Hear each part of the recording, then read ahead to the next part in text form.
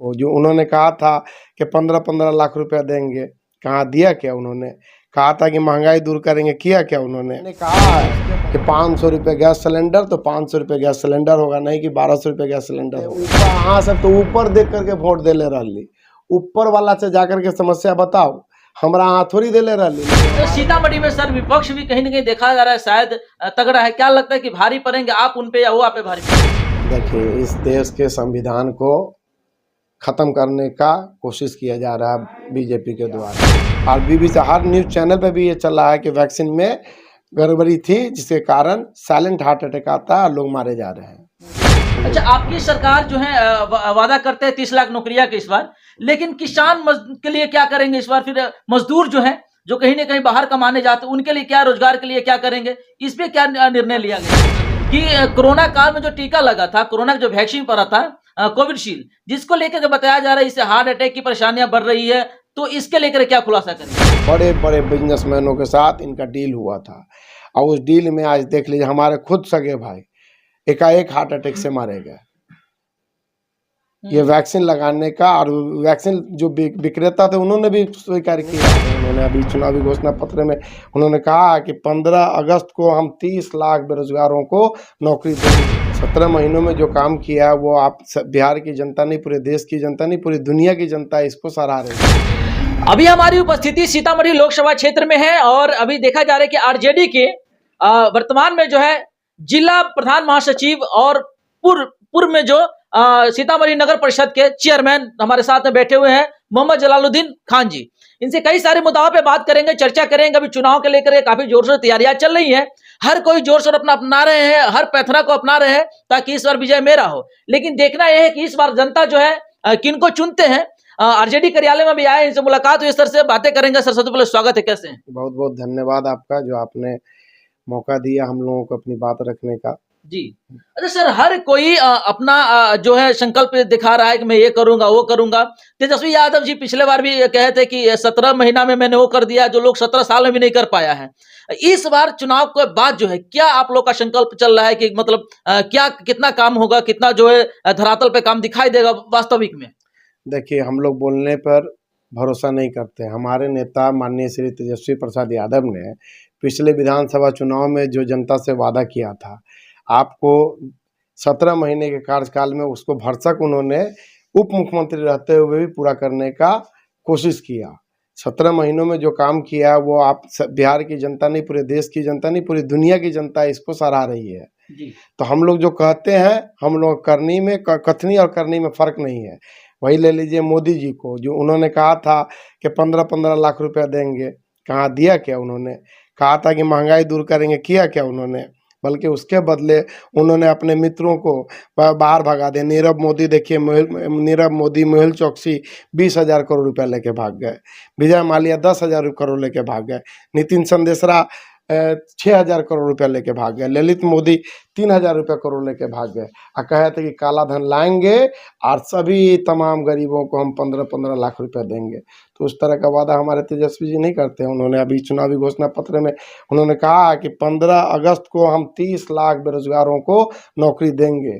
तो उनके बातों पे यहाँ की जनता विश्वास करती है कि 15 अगस्त को 30 लाख लोगों को रोजगार देंगे और सभी सरकारी रिक्त पदों को भरेंगे। जो तकरीबन 70 लाख पद खाली है उस सबको भरेंगे।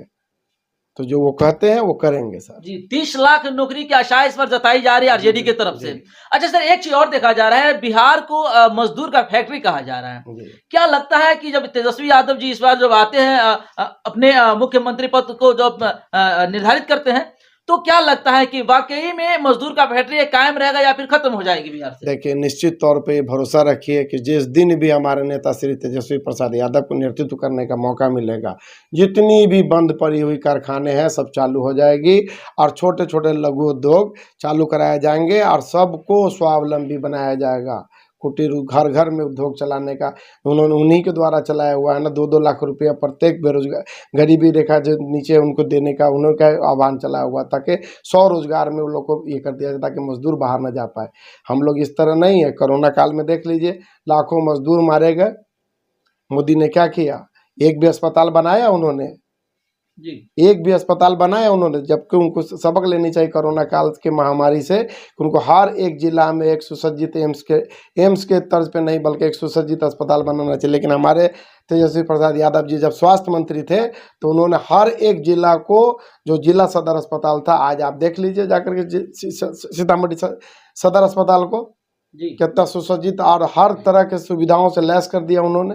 तो हमारे नेता जो कहते हैं सो करते हैं। अच्छा, एक चीज और है, कोरोना काल की आपने जब बात कहा तो एक चीज और मामला सामने आ रहा है अभी ताजा में कि कोरोना काल में जो टीका लगा था, कोरोना का जो वैक्सीन पड़ा था कोविडशील्ड, जिसको लेकर के बताया जा रहा है इससे हार्ट अटैक की परेशानियां बढ़ रही है, तो इसके लेकर क्या खुलासा करेंगे? देखिए, ये बड़े पैमाने पे हमारे देशवासियों के साथ धोखाधड़ी करके वैक्सीन दिलाया गया जी। बड़े पैमाने पे जालसाजी है, बड़े बड़े बिजनेसमैनों के साथ इनका डील हुआ था और उस डील में आज देख लीजिए हमारे खुद सगे भाई एकाएक हार्ट अटैक से मारे गए। ये वैक्सीन लगाने का, और वैक्सीन जो विक्रेता थे उन्होंने भी स्वीकार किया है और BBC हर न्यूज चैनल पे भी ये चल रहा है कि वैक्सीन में गड़बड़ी थी जिसके कारण साइलेंट हार्ट अटैक आता है और लोग मारे जा रहे हैं। तो क्या समझेंगे, हमारे शासनाध्यक्ष ने उसमें बड़े पैमाने पे धोखाधड़ी किया है देश की जनता के साथ। जी। अच्छा, एक चीज और देखा जा रहा है सर कि जो सरकार के जो कहने के जो मत आ रहा है, जो ये गवर्नमेंट में जो केंद्र में जो सरकार है नरेंद्र मोदी जी, वो कहते हैं कि ये जो कहीं ना कहीं चुनावी माहौल है जिसके कारण से हमारा चुनाव माहौल को खराब करने की कोशिश किया जा रहा है, ऐसी कोई बातें नहीं है। क्या बात कर रहे हैं आप, भूल गए हैं आप लोग, नोटबंदी उन्होंने लागू किया, कितने लोग नोटबंदी के शिकार हुए, भुखमरी के शिकार हुए। किसानों पर क्या किया उन्होंने अत्याचार, 750 लोग किसान मारे गए, उन्हीं के शासनकाल में न मारे गए। क्या कसूर था उनका? वो MSP लागू करवाना चाह रहे थे, भाई हमारा जो न्यूनतम दर है वो हमारा लागू कर दीजिए। वो क्या कर रहे थे, अपने जो है आपके अपने पूंजीपति मित्र को लाभान्वित करने के लिए वो तो गेहूँ, चावल, फसल का रेट भी निर्धारित कर रहे थे, जिसका आप देख लीजिए दरभंगा रोड में जाकर के देखिए बड़े बड़े ये बने हुए डिपो बना के रखा हुआ था।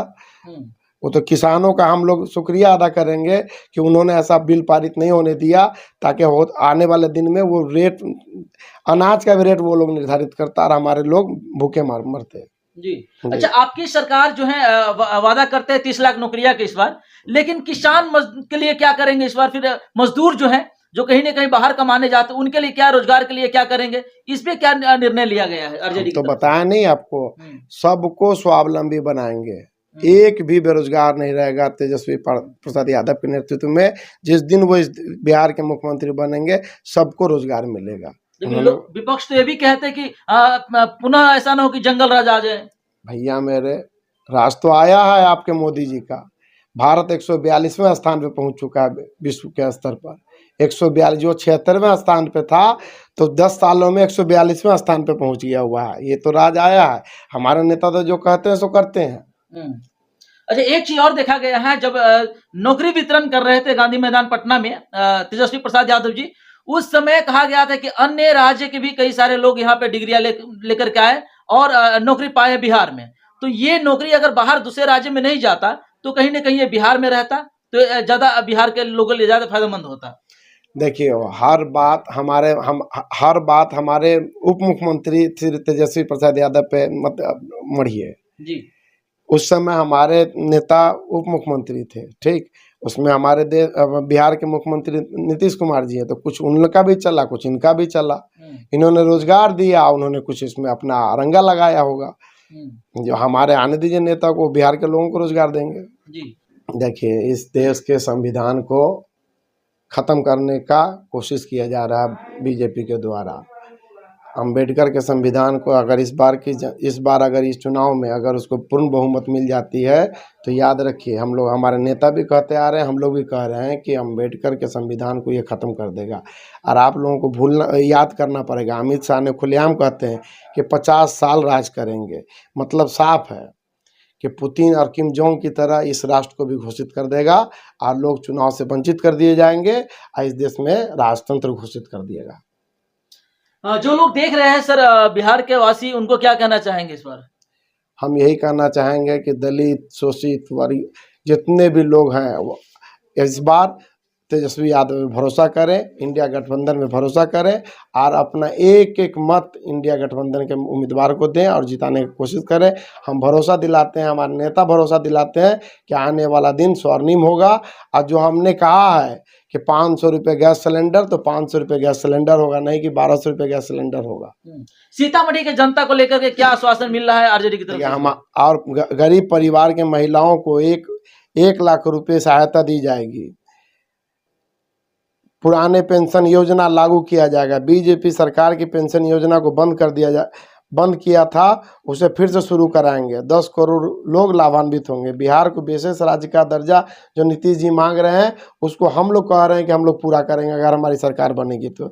बिहार में 1,60,000 करोड़ का विशेष पैकेज, इस वित्तीय राशि का सभी 40 लोकसभा क्षेत्रों में समानुपातिक रूप से वितरण किया जाएगा।